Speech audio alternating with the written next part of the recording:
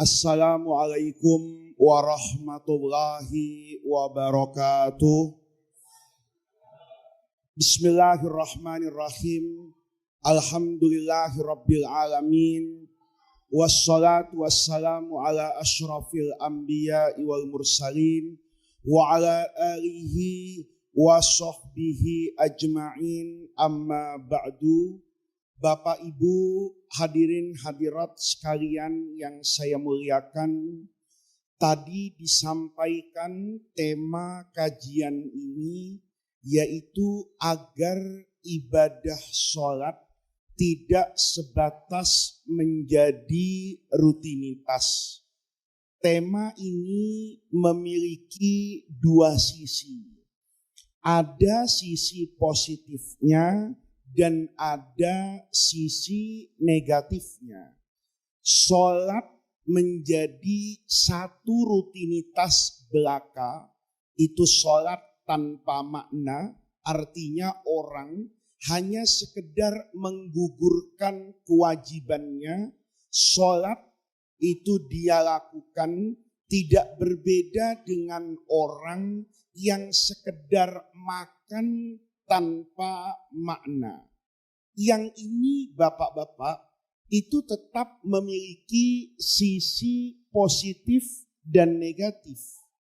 Sisi positifnya, bagaimanapun orang itu tetap terbiasa dengan sholat. Ini saya ingin menyampaikan bahwa dalam setiap kejadian apapun di dunia ini kita harus juga melihat sisi positifnya. Misalnya ada orang bercerita kepada saya tentang fenomena Islam KTP. Jadi yang KTP itu Islamnya. Apakah ini sesuatu yang positif dan negatif? Saya selalu mengatakan itu dua sisinya tetap ada. Positifnya, mereka-mereka yang berislam hanya KTP-nya kan tetap menjaga jumlah umat Islam. Mayoritas ini kita dapatkan di Indonesia. Itu kan tidak semuanya dengan mereka yang berislam secara baik dan berislam secara sempurna. Tetapi keislaman mereka sekedar Islam itu tetap memiliki nilai positifnya. Oleh karena itu, orang yang sholatnya hanya sebatas kebiasaan dan rutinitas, itu juga tetap memiliki aspek yang positif. Daripada orang ini kehilangan zikir kepada Allah tanpa melalui sholat, kan lebih bagus orang yang tetap melaksanakan sholat, tetapi dia kehilangan rasa khusyuk dan khusyuk kepada Allah di dalam sholatnya. Jadi aspek positifnya tetap ada. Bapak misalnya jangan pernah mengatakan saya akan memulai sholat kalau saya bisa khusyuk kepada Allah. Saya akan beribadah kepada Allah kalau saya nanti bisa ikhlas. Ini salah nih, ya. Karena kita ini tahu ikhlas kalau kita sholat. Bagaimana kita bisa mengerti makna ikhlas kalau kita tidak melakukan yang namanya sholat? Bisa tahu artinya ikhlas itu kalau kita bersedekah. Kalau kita tidak pernah bersedekah, kita juga tidak tahu bagaimana maknanya apa ini ikhlas. Jadi apa-apa itu tetap boleh dimulai dari sesuatu yang bersifat lahiriah. Orang bersolawat kepada Rasulullah Shallallahu Alaihi Wasallam misalnya, sekalipun dia kehilangan makna dalam solawatnya, solawatnya itu hanya sebatas lisannya. Kata orang sekarang itu garing tanpa makna.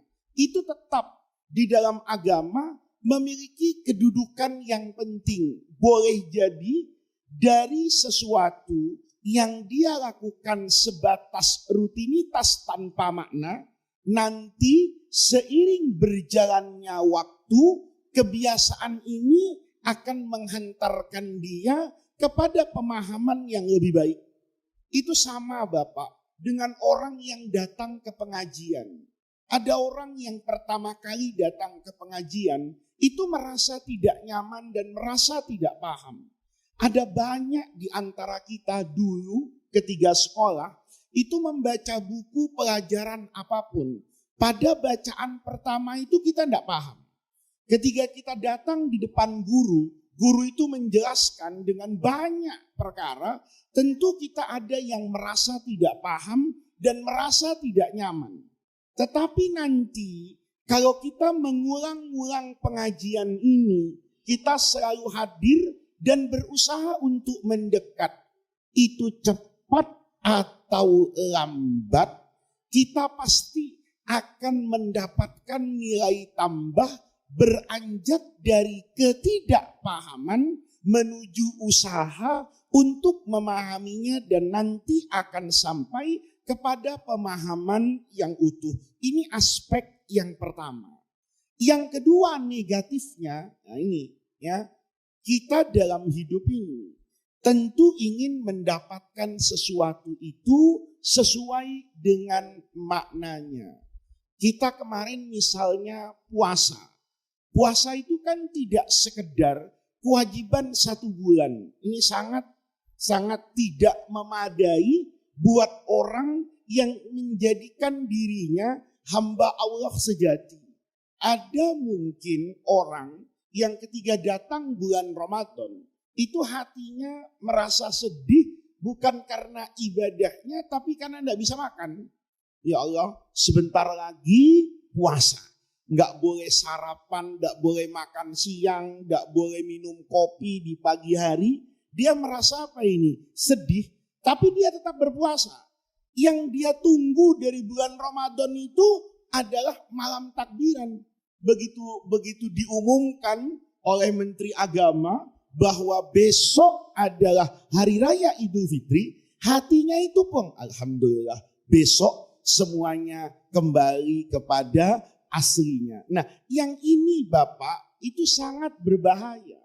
Karena nanti ibadah yang dimaksudkan oleh Allah Subhanahu wa taala sebagai sarana pendidikan, sebagai sarana tarbiyah, sebagai sarana ketundukan kepada Allah, itu kemudian kehilangan apa itu? Maknanya.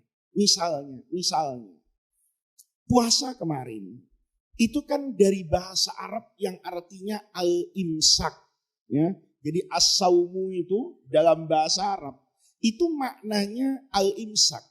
Maka makna puasa secara agama itu akan sangat berkaitan dengan maknanya dari aspek kebahasaan. Aspek kebahasaannya itu menahan. Maka puasa sejatinya itu yang paling utama dan yang pertama itu akan melahirkan orang muslim yang mampu menahan hawa nafsunya, bukan membuang hawa nafsunya. Bapak nih, kalau naik bis misalnya, atau naik kereta, atau kemanapun, ya, yang laki atau yang perempuan maknanya sama. Yang laki melihat perempuan apa ini? Cantik. Begitu ngelihat perempuan cantik, hawa nafsunya itu datang. Yang perempuan misalnya melihat laki-laki yang apa ini? Yang tampan. Begitu ngelihat lawan jenisnya yang menarik, hatinya itu tertarik. Ini namanya laki-laki dan perempuan normal.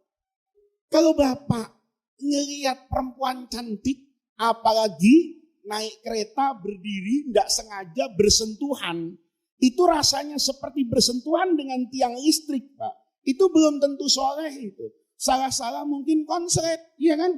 Kenapa? Karena semua orang itu pasti akan tertarik dengan apa ini? Lawan jenisnya dalam keadaan apapun. Bapak yang sudah nikah dan ibu yang sudah nikah, itu pasti kalau melihat lawan jenisnya yang tampan atau yang cantik, kan ada kepikiran, Pak. Ini bisa enggak ya saya nikahkan yang kedua? Istri pertama marah apa enggak? Ada kepikiran itu.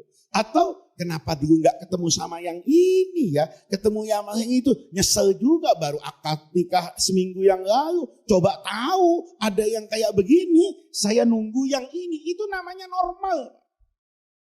Tetapi yang baik bukan yang sekedar ini.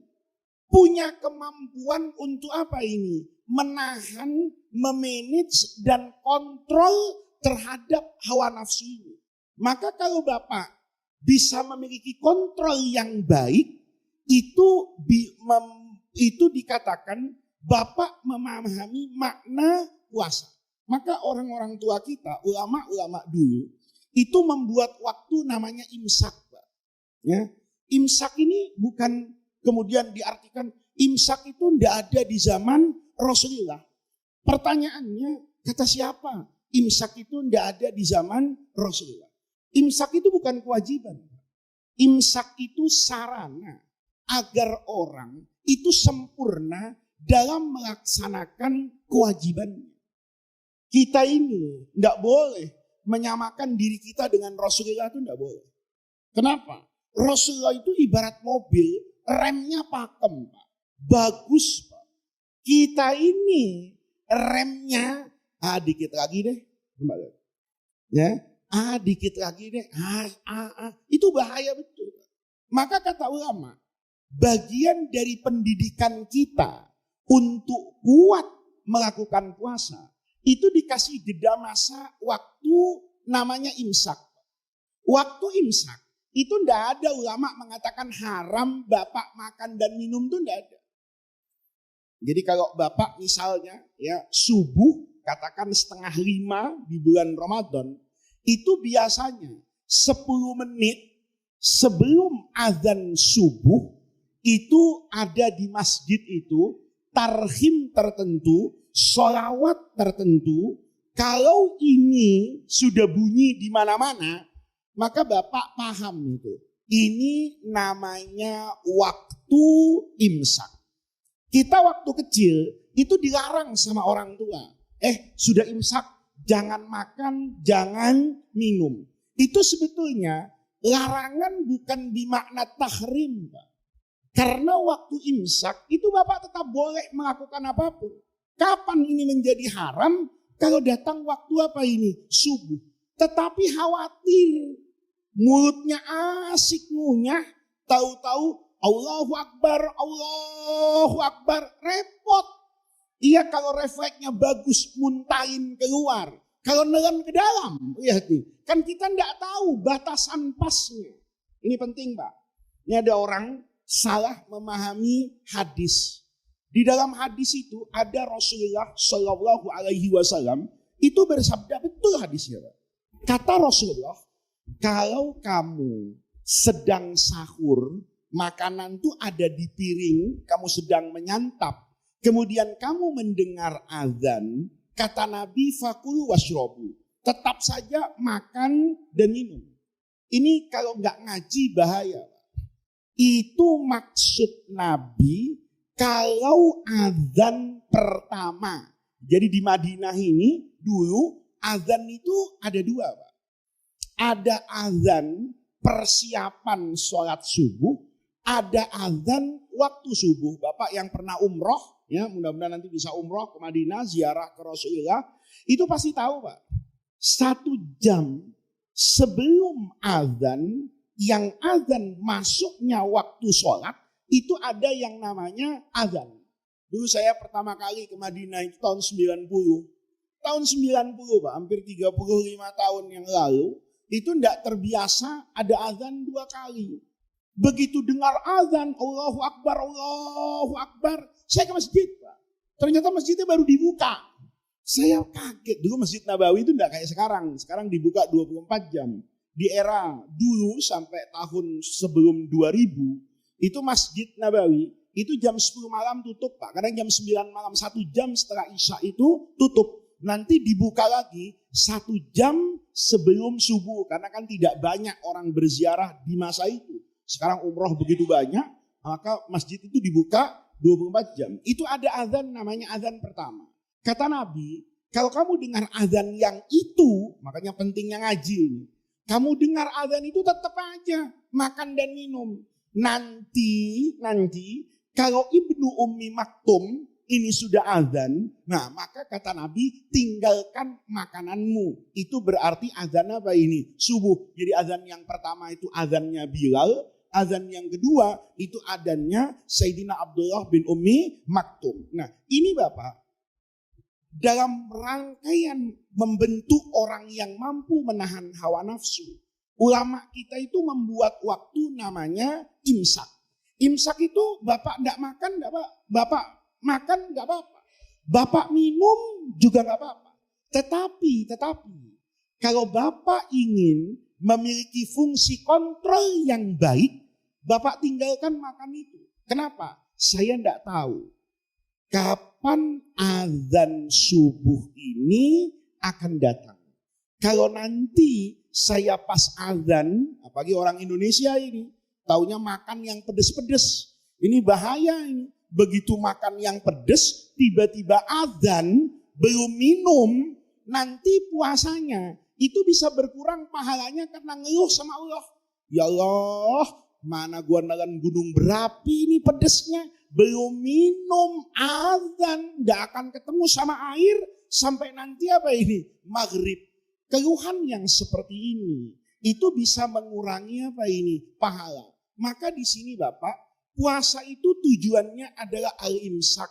Orang itu punya fungsi kontrol. Minuman yang halal di siang hari menjadi apa ini? Haram. Ya, Bapak ngelihat tahu, tempe itu halal Pak. Tapi ketika siang hari itu dilatih melakukan kontrol. Nanti nih, ketika kita ingin tahu puasa saya itu sebatas rutinitas atau saya mendapatkan pelajaran, itu nanti buktinya sekarang ini Pak. Kalau Bapak pulang nih dari masjid ke rumah Bapak, setiap melihat orang dagang, Bapak mampir, Bapak beli, ya, dengan tujuan syahwatnya, itu Bapak gagal puasanya. Ya, jadi Bapak keluar sini lihat bubur ayam dibeli, lihat nasi uduk dibeli, lihat gorengan dibeli, semuanya dibeli. Begitu sampai rumah, dihampar di depan meja makan, Bapak makan semuanya, ya. Ini berarti Bapak gagal puasanya. Karena tidak punya fungsi dan kontrol yang apa ini? Yang baik. Setiap ada hawa nafsu, sekalipun itu halal, kemudian Bapak penuhi tuntunan hawa nafsunya, maka Bapak akan apa ini? Gagal dalam apa ini? Ibadah. Sama dengan sholat. Sholat itu kan dikatakan oleh para ulama, itu sebagai mi'rajul mu'min. Yang mi'raj ya, ketiga kewajiban sholat itu kan Rasulullah dimi'rajkan oleh Allah. Pertanyaannya, apakah orang itu bisa mi'raj? Bisa Pak. Tetapi tentu tidak akan sama dengan mi'rajnya siapa ini? Rasulullah. Nabi ketika mi'raj itu intinya kan berbicara dengan Allah tanpa adanya hijab. Saya ini bisa gak sih bicara dengan Allah? Ternyata kita itu bisa Pak. Tapi kita tidak pernah menghayatinya. Ketika kita sholat, itu sejatinya kita sedang berbicara kepada siapa ini? Kepada Allah. Makanya sholat itu dimulai dari takbiratul ihram. Kesadaran bahwa Allah itu yang maha akbar. Allahu akbar. Itu kita mulai sholat dengan Allahu akbar. Itu kan ikrar. Seakan-akan saya berkata kepada Allah, ya Allah, saya akan beribadah karena Engkau yang maha akbar. Nanti Bapak masuk misalnya sederhana ke sholat apa ini, doa iftitah, itu Bapak akan bicara sama Allah. Inna sholati wa nusuki wa mahyaya wa mamati lillahi rabbil alamin. Ketika seperti ini Pak, kalau Bapak ingin sholat itu bermakna, maka yang pertama Bapak harus menghayati makna sholat itu. Kapan orang itu bisa memaknai dan menghayati makna sholat? Itu syarat utamanya paham. Kalau Bapak paham makna dari setiap gerakan sholat, makna dari setiap yang diucapkan di dalam sholat, itu nanti percaya Pak. Kalau Bapak akan bertemu dengan ayat Al-Quran, inna sholata tanha anil fahsyai wal munkar. sholat itu parameter yang sama sebetulnya hampir dengan semua ibadah. Parameter kesuksesan itu kan sarana untuk mendekatkan diri kita kepada Allah. Semakin banyak sholat yang kita lakukan, itu seharusnya tingkat khosyah, ketakutan kita kepada Allah itu semakin bertambah. Jadi kalau Bapak nih begitu sholat, itu remnya semakin pakem. Ada apapun dalam bentuk maksiat di dunia ini, Bapak tinggalkan. Itu berarti sholatnya sudah tidak lagi menjadi rutinitas. Tetapi sholat itu sebagai lentera seperti senter. Dan ini penting ya. Bapak kalau jalan di tempat gelap, ya, ini kan biasanya bawa senter. Ya, tentu kalau mau jalan, itu kan bukan kaki dulu yang melangkah, tapi senter dulu. Ya, kalau Bapak bawa senter tapi jalan duluan, ya sia-sia. Senternya nyalakan dulu. Begitu nyalakan, Bapak dapat apa ini? Cahaya. Karena dapat cahaya, Bapak kemudian melangkah. Nah, yang seperti ini Pak, sama dengan sholat. Sholat itu seperti orang menggunakannya sebagai apa ini? Cahaya. Cahaya. Cahayanya di mana? Tadi misalnya Bapak baca doa iftitah, inna sholati wa nusuki wa mahyaya wa mamati lillahi rabbil alamin. Nanti dalam hidup ayat doa ini dipakai. Oh iya ya, saya sekarang enggak sholat nih. Saya mau kerja. Cari apa ini? Cari uang. Tapi saya bekerja dan mencari uang ini semuanya karena perintah Allah. Di mana perintah Allah? Makan dari sesuatu yang halal. Mencari rezeki, ya rezeki yang halal. Kalau ini dihayati dalam diri Bapak, maka saat Bapak melangkah, langkah itu akan bernilai apa ini? Ibadah. Saya ini ya Allah, sebetulnya mau di masjid terus sampai nanti sore mau. Saya mau ya Allah sholat terus mau. Tapi perintahmu kepada saya itu bukan cuma apa ini? Sholat.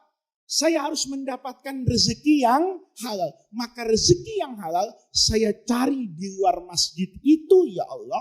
Karena saya taat kepada perintahmu. Maka orang tadi itu kalau niatnya seperti itu, dia akan mendapatkan makna sholat.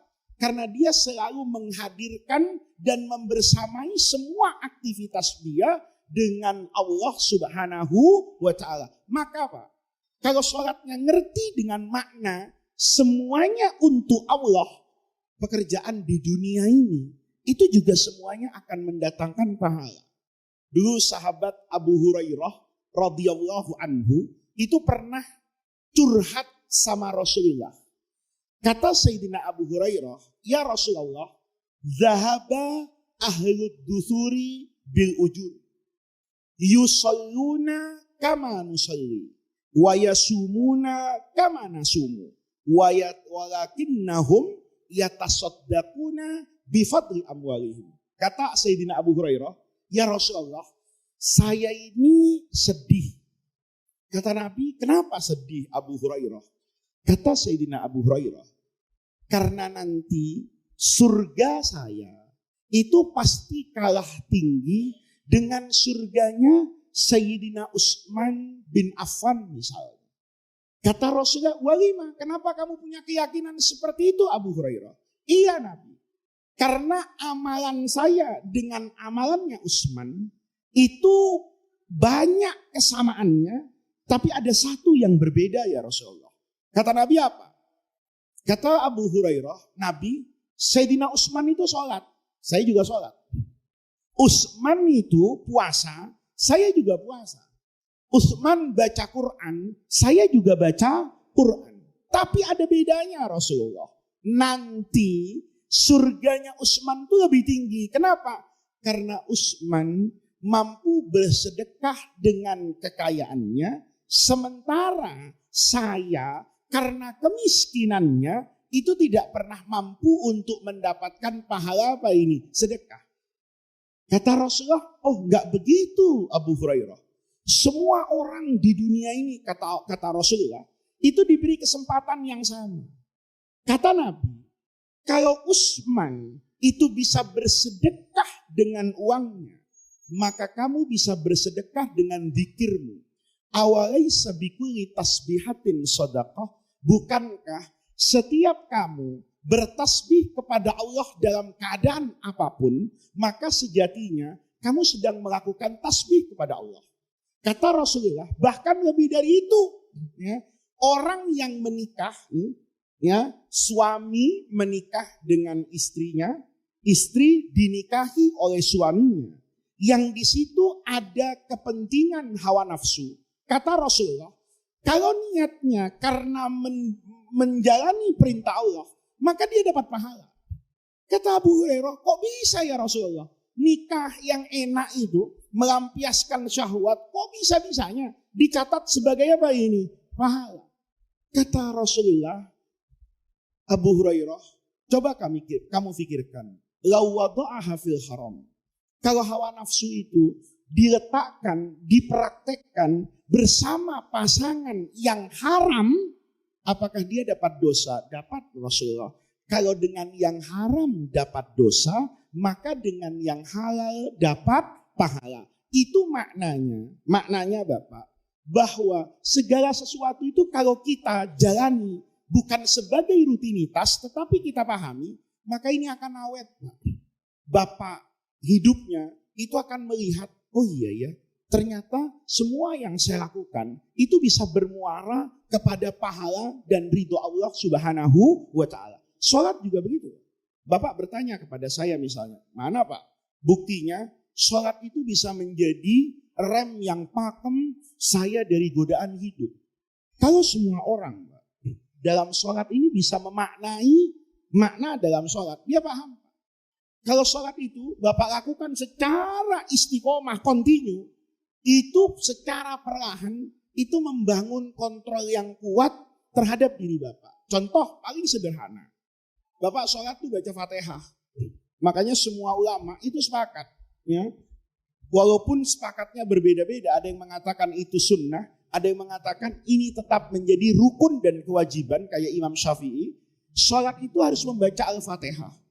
Imam Abu Hanifah yang tidak mensyaratkan itu pun tetap mengatakan sholat yang paling bagus itu kalau bacaannya terkait dengan Al-Quran dimulai dengan apa ini? Al-Fatihah. Sekalipun beliau berfatwa bahwa sholat asal membaca ayat Quran tanpa Fatihah pun itu dianggap apa ini? Sah. Tetapi konstruksi sempurnanya baca Fatihah. Dulu saya waktu ngaji itu tanya kepada guru saya, kenapa sholat itu harus membaca Al-Fatihah? Nah kita ini dalam setiap sholat itu pasti baca apa ini? Fatihah. Saya bertanya kepada guru saya, kenapa harus membaca Al-Fatihah? Kenapa tidak membaca surah yang lain? Guru saya menjawab, karena Al-Fatihah itu namanya Al-Fatihah. Fatihah itu pembuka. Maka kamu setiap sholat, ya baca yang menjadi apa ini? Pembuka. Kata beliau, Al-Fatihah itu juga diartikan sebagai Ummul Quran. Apa Ummul Quran atau Ummul Kitab? Itu induknya Al-Quran, itu simpulannya Al-Quran. Maka yang dibaca itu yang memiliki esensi utuh terhadap semua Al-Quran. Saya katakan, iya saya terima dari aspek penamaannya. Tetapi kembali ke yang terakhir. Saya bilang, kenapa guru? Yang dibaca itu Al-Fatihah. Tadi kata guru, itu dikatakan Ummul Quran, induk dari Al-Quran. Semua ayat Al-Quran yang jumlahnya menurut mayoritas ulama 6.236 ayat itu bermuara kepada Al-Fatihah itu di mananya?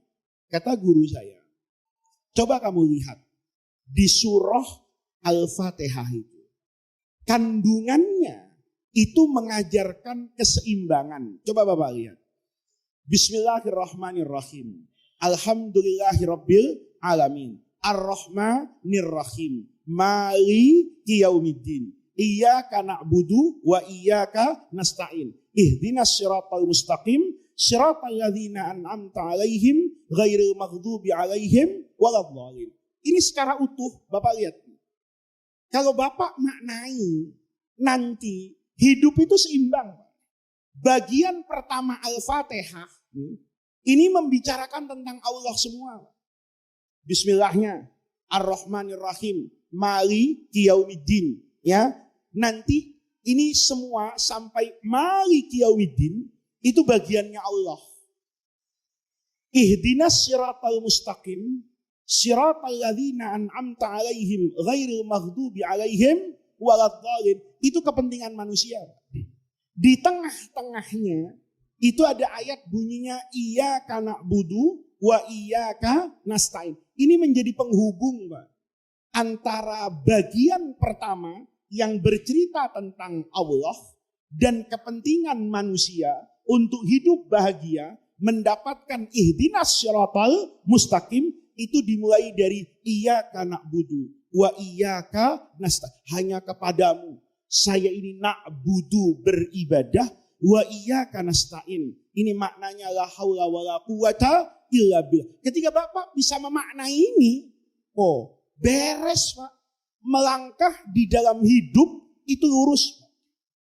Kalau Bapak misalnya dalam Al-Fatihah, ya, ini Bapak maknai satu ayat saja, ya. Maliki Yaumiddin. Bapak hayati dalam sholat Bapak. Oh iya ya, Allah itu Maliki Yaumiddin, penguasa, pemilik Yaumiddin, hari kiamat. Kita ini yang sering lupa sama hari kiamat. Ingatnya Senin mulai kerja, ya. Ingatnya nanti Sabtu libur, ingatnya nanti misalnya Rabu. Oh iya ya, saya tahunya hari itu cuma Senin, Selasa, Rabu, Kamis, Jumat, Sabtu, Ahad. Nih, saya lupa kalau hari itu ada namanya nanti hari kiamat. Begitu Bapak baca nih dalam sholat, Maliki Yaumiddin, ya, Bapak ingat, iya ya, untuk apa bahagia hari Senin kalau nanti saya tidak bahagia di hari kiamat? Untuk apa kaya di hari Selasa kalau saya nanti jatuh miskin di hari kiamat? Untuk apa saya berkuasa di hari Rabu kalau nanti pada hari kiamat kekuasaan saya hanya akan mendatangkan penyesalan dan azab? Nah, yang seperti ini kalau dimaknai, maka sholat itu enggak jadi rutinitas, Pak. Dia jadi rem. Jadi rem. Bapak keluar dari masjid, ya, hari Ahad ada program Car Free Day, olahraga, kadang-kadang ngelihat aurat orang. Kalau habis baca Maliki Yaumiddin enggak jadi lihat, Pak. Kenapa? Oh iya ya, ngelihat hari ini nanti enggak ngelihat yang lebih indah dari ini di surga. Oh, kalau begitu saya tutup mata saya palingkan wajah saya dari maksiat. Untuk apa? Daripada saya lihat ini di hari Ahad, kan lebih bagus nanti saya lihat yang seperti ini dalam kondisi halal dan karunia Allah nanti pada hari kiamat. Nah, yang seperti ini Bapak dan Ibu sekalian, itu adalah sarana kontrol utama agar sholat itu tidak menjadi rutinitas tetapi menjadi kebutuhan saya. Dalam godaan dunia yang sedemikian hebat, dalam kondisi ujian kehidupan yang mungkin juga terasa berat, kalau orang menghidupkan sholatnya, maka itu akan menjadi sesuatu yang meringankan. Bapak sholat misalnya, baca ayat-ayat Al-Quran, ya, yang menggambarkan tentang ujian orang-orang sebelum kita yang sedemikian berat. Begitu kita maknai, kita katakan iya ya, ujian itu bagian dari sunnatullah, bagian dari hukum Allah. Dia akan bergerak seperti malam. Semakin sepi, semakin sunyi, semakin gelap, itu tandanya kita akan bertemu dengan fajar sodik, di mana matahari akan terbit, dan itulah yang harus kita jalani hari ini. Oh iya, saya sedang diuji oleh Allah. Ketika kita diuji oleh Allah, itu kemudian kita kembali kepada Allah. Kita baca iyyaka na'budu wa iyyaka nasta'in. Kita letakkan bagian yang paling mulia dari tubuh kita, ya, ketika sujud, ya Allah, subhana rabbiyal a'la. Engkau yang maha tinggi, engkau yang maha kuasa. Dalam kemampuan dan kekuasaan saya yang sedemikian hebat, Ternyata saya pasti akan kalah kalau berhadapan dengan kekuasaan dan kehebatan Allah Subhanahu wa Ta'ala. Maka Bapak Ibu sekalian, ketika ibadah ingin kita maknai secara lebih luas, tidak sebatas kewajiban dan rutinitas belaka, modal yang pertama dan paling utama adalah melatih diri untuk ikhlas. Kemudian yang kedua itu adalah mempelajari ibadah-ibadah yang akan kita lakukan. Maka Bapak yang ingin sholatnya bagus itu jangan lupa untuk ngaji, memahami segala sesuatu yang berkaitan dengan sholat. Kalau ini dilakukan pada setiap ibadah, nanti Bapak sebentar lagi orang pergi haji, Bapak bisa memaknai kenapa sih harus pakai ihram, kenapa sih zikirnya cuma satu saja, labbaik Allahumma labbaik, kenapa sih harus berhenti di padang Arafah, mengapa sih harus melontar jumroh, mengapa sih harus tawaf.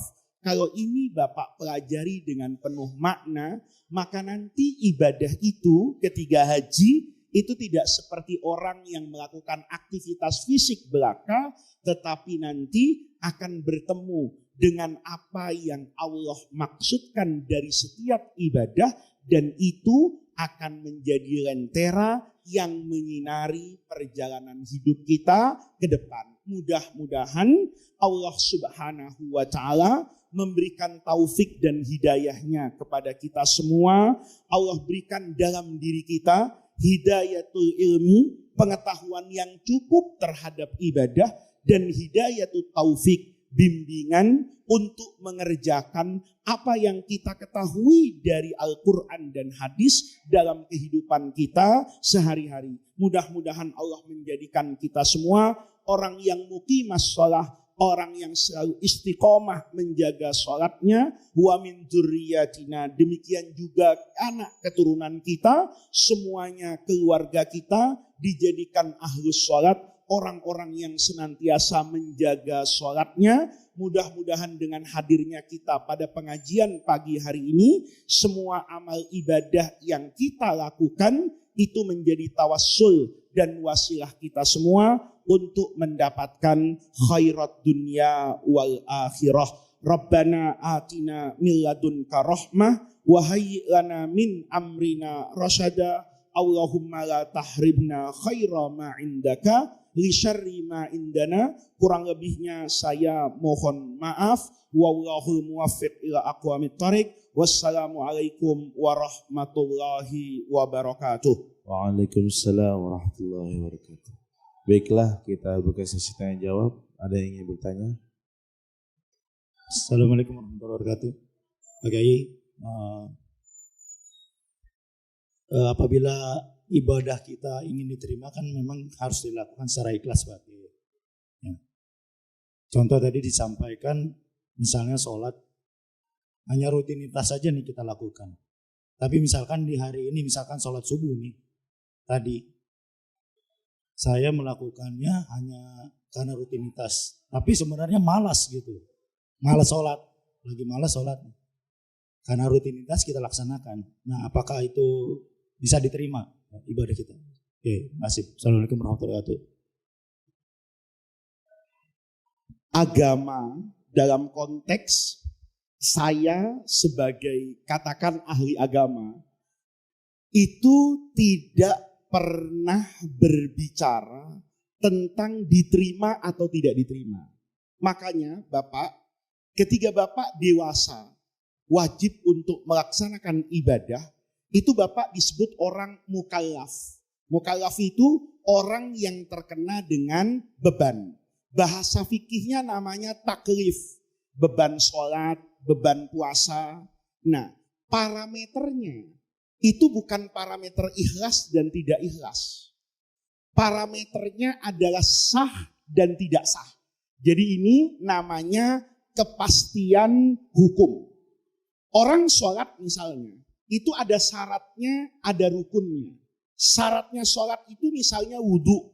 Syaratnya sholat itu pakaiannya suci. Syaratnya sholat misalnya menghadap kiblat. Nanti ada lagi yang namanya rukun sholat. Rukun sholat itu dimulai dari takbiratul ihram sampai nanti kemudian salam. Jadi segitu takbiratul ihram. Ini kalau sholatnya sekedar rukun, itu baca Fatihah, kemudian ruku, i'tidal, sujud, iftiras, sujud, bangun lagi qiyam, kemudian baca Fatihah, ruku, i'tidal, sujud, iftiras, sujud, tahiyat kalau sholat subuh, maka ini sudah memenuhi syarat dan apanya ini? Rukun. Kalau sholatnya sudah memenuhi ini semua, maka beban taklifnya hilang.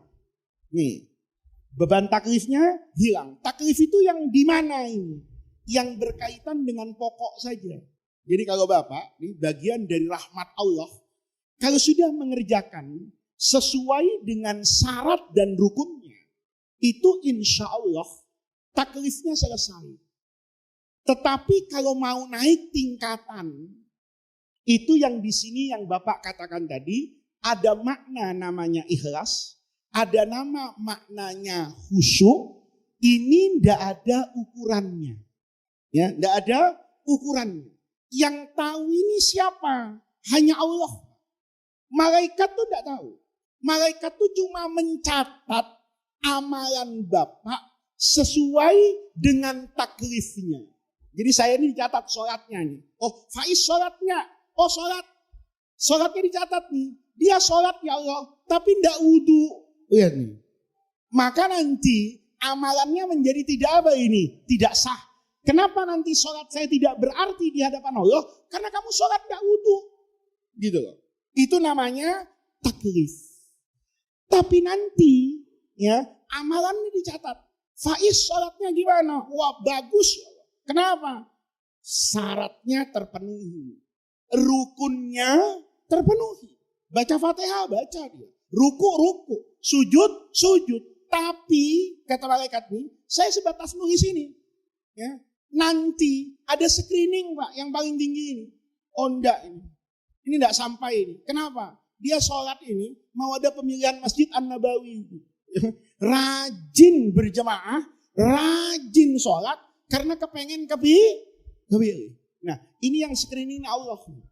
Maka kewajiban Bapak untuk mendapatkan nilai ibadah plus, itu namanya riyadhah.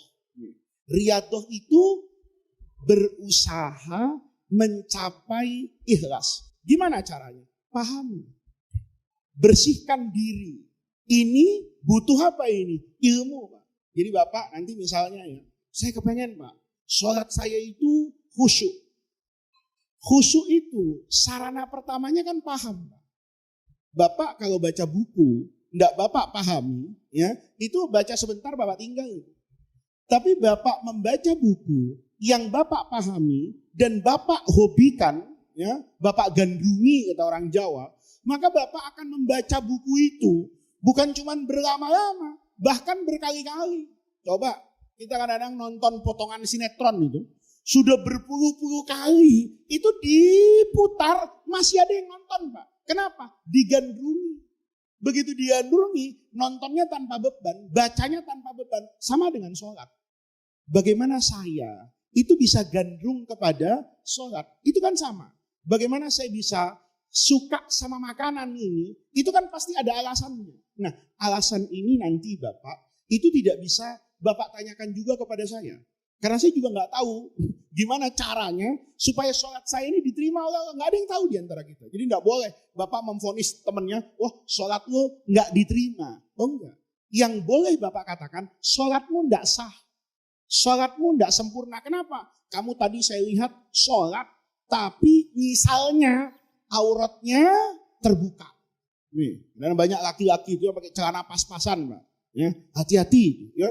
Begitu ruku, itu pantatnya kelihatan. Begitu duduk di antara dua sujud, itu auratnya terlihat. Nah yang kayak begini nih, Bapak katakan, sholatmu tadi itu enggak sah, enggak benar sholatmu. Kok begitu? Auratmu terlihat, boleh. Tapi saya enggak boleh memvonis orang, sholatmu itu enggak diterima sama Allah. Kenapa? Kamu enggak khusyuk. Dari mana? Ini aneh kadang-kadang Pak. Ya. Kita sholat berdua nih, kita sholat berdua. Tahu-tahu temennya bilang, sholat lu nggak khusyuk. Ya berarti yang ngomong sholatmu nggak khusyuk, itu juga nggak khusyuk. Kenapa? Karena dia memperhatikan sholat temannya kan.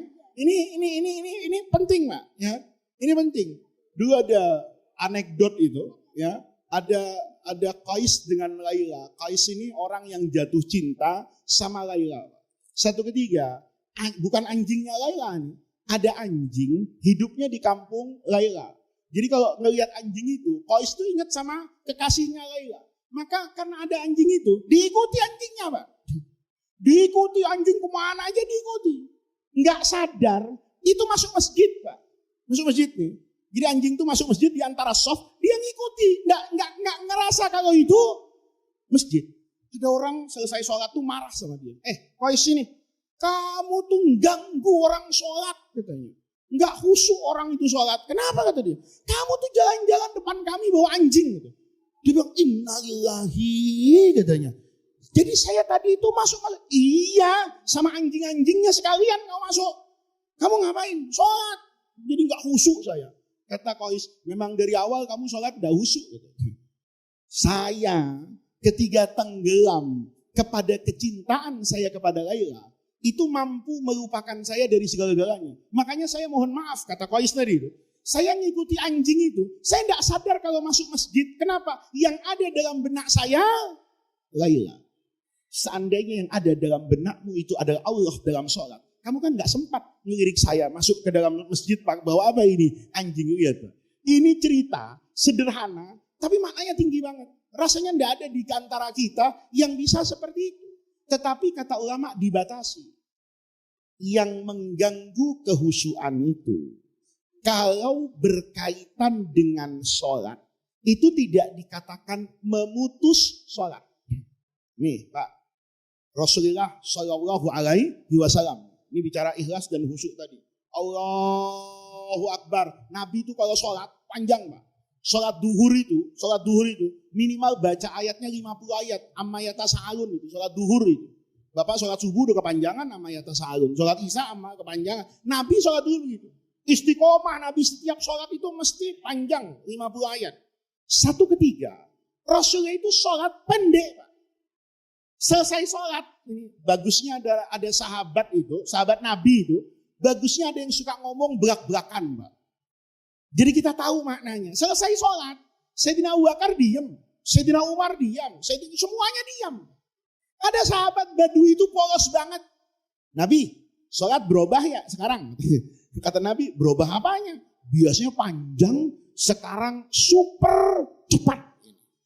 Kata Rasulullah, enggak berubah. Ya buktinya tadi pendek bacanya, kata Nabi.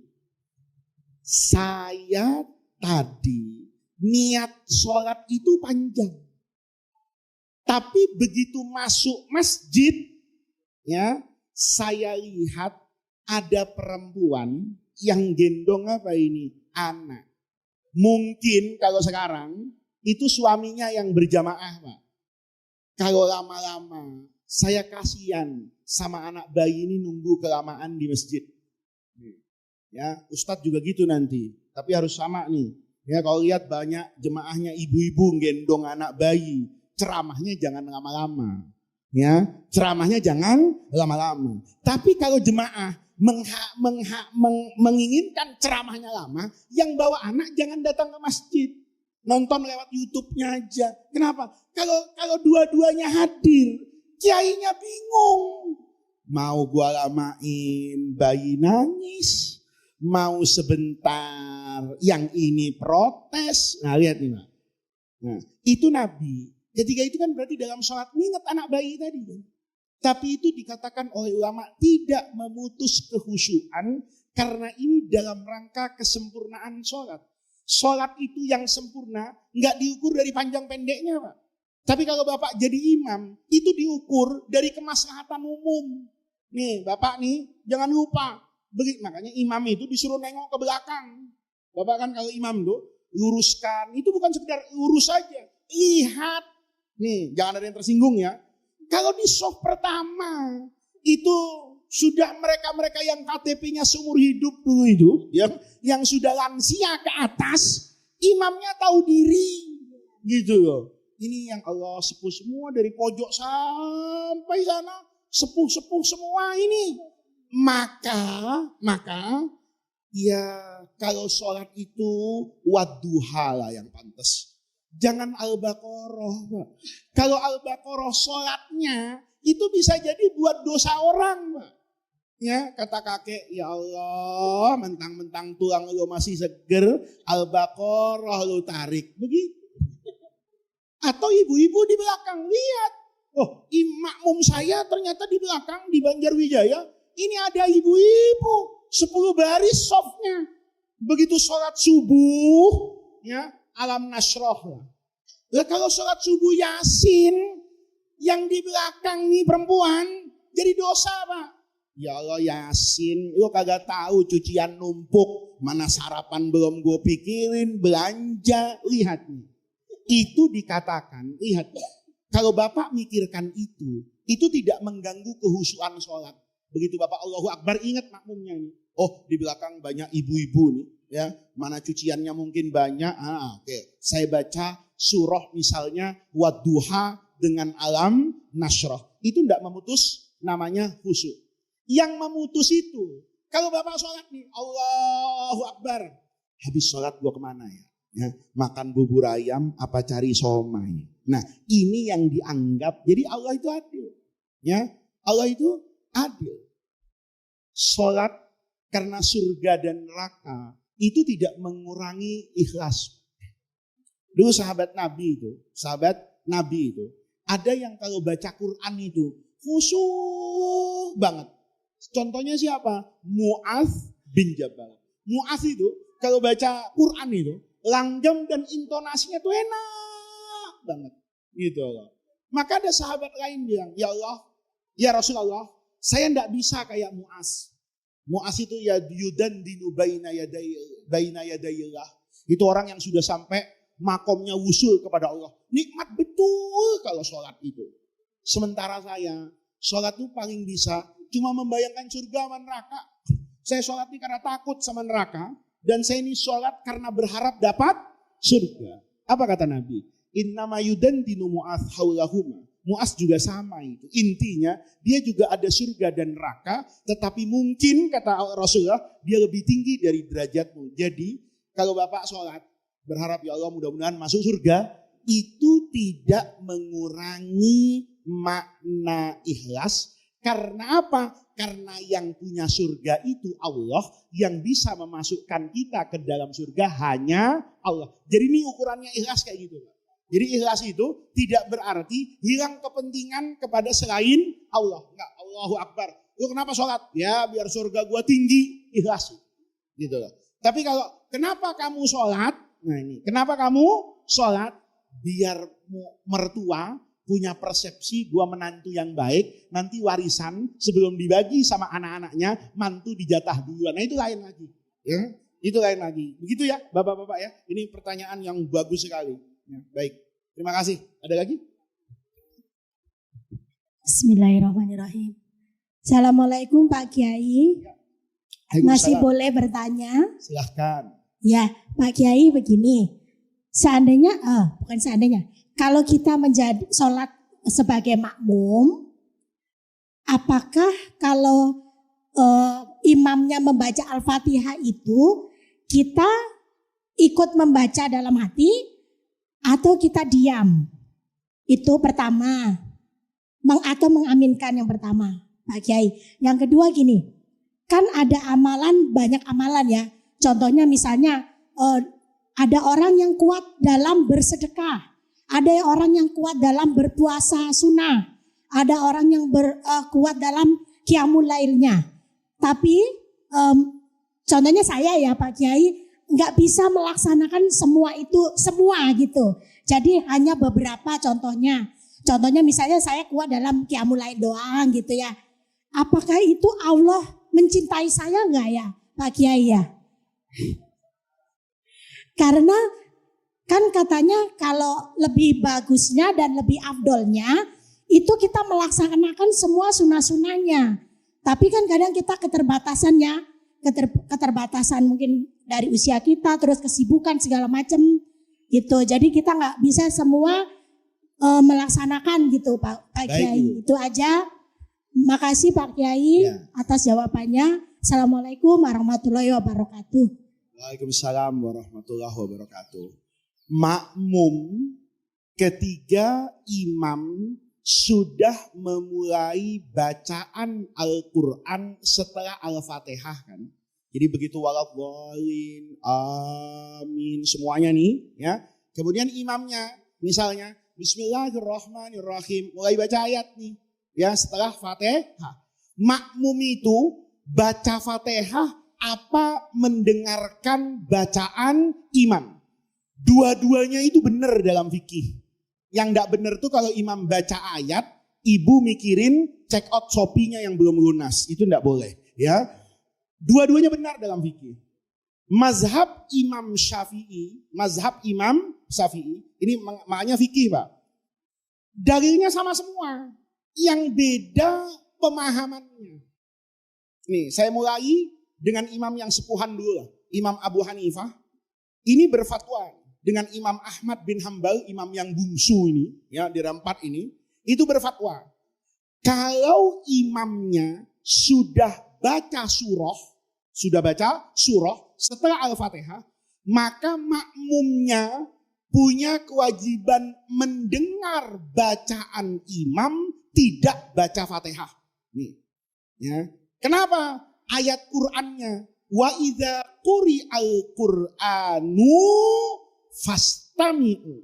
Disuruh ngapain ini? Dengerin. Jadi kalau ada orang ya nanti ibu-ibu nih lagi ngerumpi arisan bahas sholat. Tadi imam baca Fatihah, baca surah. Ya gue gak jadi deh baca Fatihah, diem. Sholat gue bener gak? Bener kata dua imam ini. Lihat. Kata Imam Syafi'i enggak. Kata Imam Syafi'i enggak. Kenapa? Ayat tadi bener. Wa idza quri'al Qur'anu fastami'u. Setiap Quran dibaca, dengerin.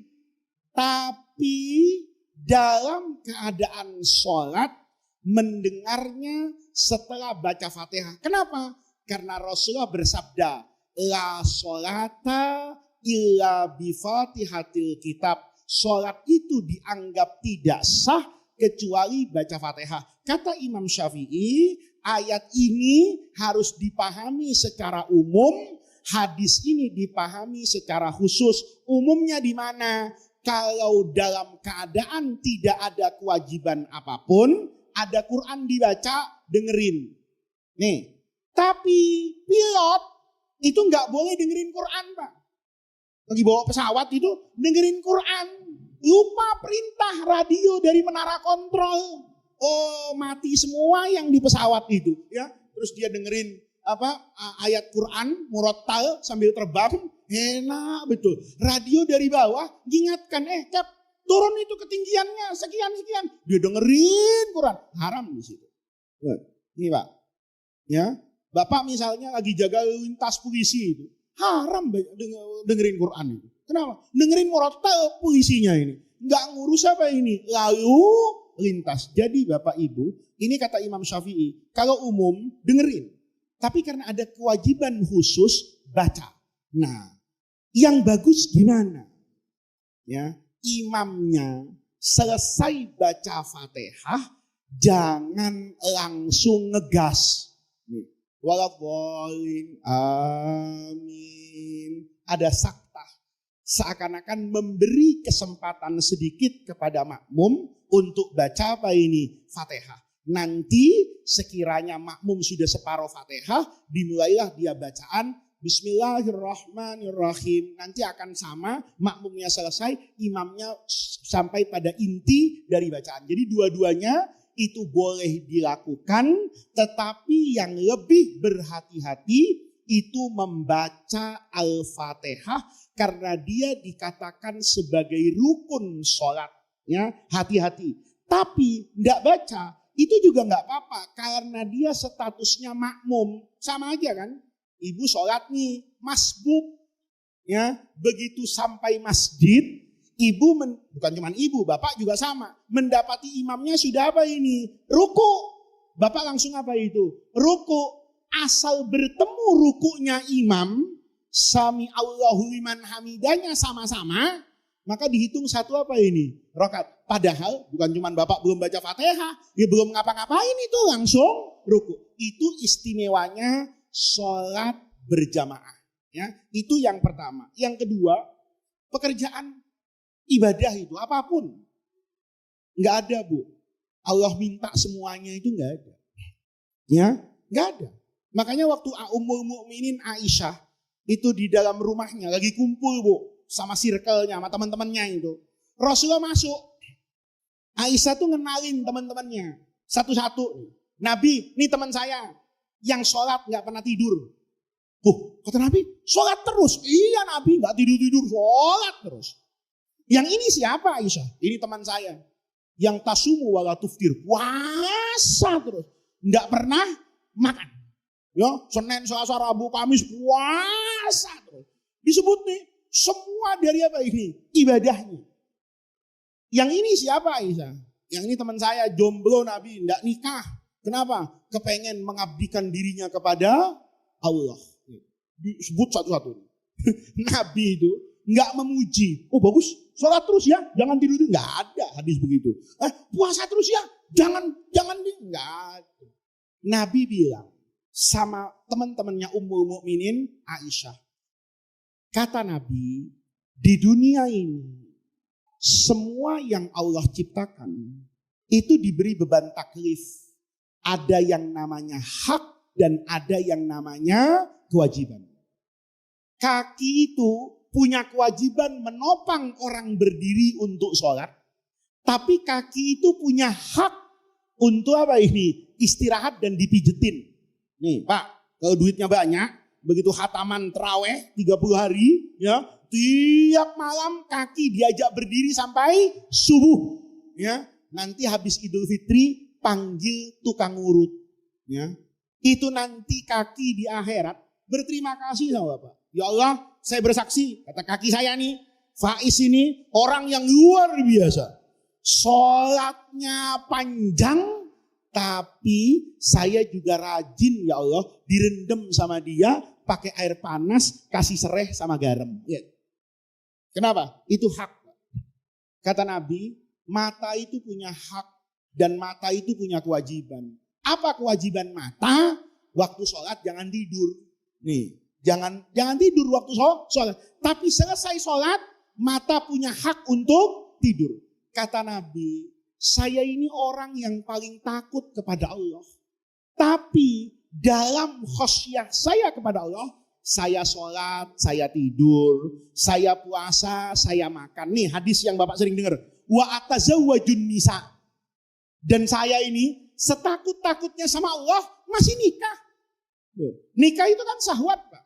Saya setakut-takutnya sama Allah, sesoleh-solehnya saya, nikah saya. Makanya dikatakan sama Nabi, an-nikahu sunnati. Nikah itu bukan sunnah. Nikah itu sunnah itu dalam bahasa Arab artinya banyak. An-nikahu sunnati, nikah itu jalan hidup saya, bukan hukum. Nikah itu hukumnya bukan sunnah.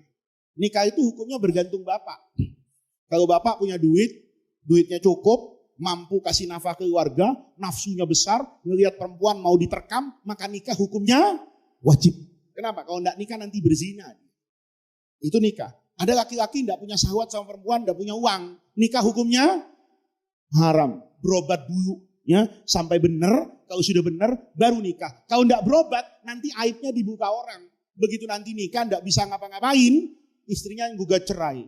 Hakim pasti tanya, kenapa kamu gugat cerai? Oh, suami saya bukan laki-laki yang sempurna, aibnya terbuka. Sementara aib itu dalam agama seharusnya diapakan itu? Ditutup. Maka orang yang seperti itu melakukan akdun nikah, itu hukumnya menjadi apa ini? Haram. Nikah itu bisa jadi apa ini? Mubah. Ya, ya nikah nggak nikah sama aja statusnya. Nah makanya di sini an-nikahu sunnati. Nikah itu jalan hidup saya. Faman rohiba an sunnati. Orang yang nggak suka ya dengan jalan hidup saya, falaisa minni, berarti bukan fans saya. Kenapa? Oh nggak niru saya? Lihat. Jadi ibu, pintu surga itu banyak, Bu. Ibu kerjakan semua yang menjadi kewajiban, nggak boleh dipilih-pilih. Kewajiban semuanya ini. Tapi amalan sunnahnya boleh ibu pilih.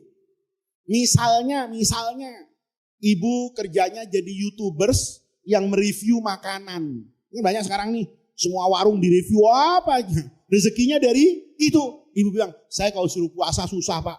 Kenapa? Tiap hari saya kuliner katanya. Oh ya udah ya, saya nggak ngambil puasa sunnah, nggak apa-apa.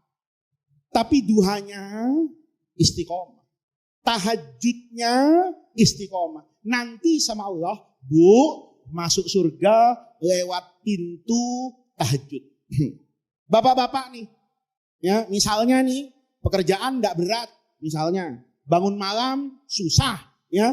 Tapi kalau disuruh makan susah nih. Kan ada orang Pak, kalau disuruh makan susah nih. Cuman ngopi doang. Wah gua ngopi segelas sudah sampai sore bisa. Orang yang kayak gini, puasa aja sekalian. Daripada susah makan, nih anak-anak ibu tuh yang udah agak gede itu, ya kalau disuruh makan susah, sekalian aja Bu, ajarin puasa Daud. Ya, yasumu yauman wa yuftiru yauman. Nanti ayyamul bidnya suruh puasa. Walaupun itu lahir dari kebiasaan gak suka makan, ya udahlah. Saya ibadahnya puasa sunnah. Kerjakan itu sedikit, tapi istiqomah itu juga akan menjamin ridho Allah. Nanti begitu bertemu dengan Allah yang suka sedekah. Senyum, ibadah Bu. Ya, saya tuh kalau bantu orang susah. Tapi ngasih senyuman orang bisa. Ini udah ada orang lagi repot di rumah tetangga mau bikin acara nikahan, bantu enggak, pasang muka cemberut, ya itu enggak bisa begitu. Ya ini contoh dari yang ditanyakan tadi. Sudah, rasanya sudah cukup. Nanti kita lanjutkan pada pengajian selanjutnya. Mudah-mudahan ini dicatat oleh Allah Subhanahu wa taala sebagai ilmun yuntafa'u bihi, ilmu yang bermanfaat, ilmu yang mendekatkan kita kepada Allah Subhanahu wa taala. Sekian, wassalamualaikum warahmatullahi wabarakatuh.